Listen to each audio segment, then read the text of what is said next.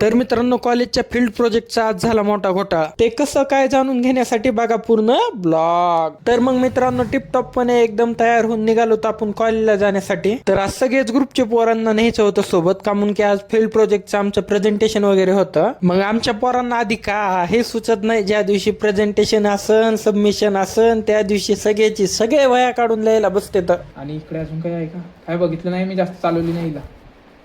हे आपलं हे काय झालं सांगू का तुला? हा, हे आपलं टेक्निकल झालं. आता तुला कोड टेक्निक दाखवतो. हा. आता कोड दाखवतो ना. तर मित्रांनो, मग रूम मधून प्रॉपर सगळं सेट करून कोड वगैरे रन करून गेलो तिकडं. तर इथं प्रॉपर सगळं सेट वगैरे झालं, पण कॉलेजमध्ये गेल्यावर असे वांदे झाले. तर इथून तर आम्ही कोड वगैरे रन करून पायथल कंपायलर मध्ये रन केलता आणि तिथं गेल्यावर आमचं पायथल SQL मध्ये डिफॉल्ट झाला.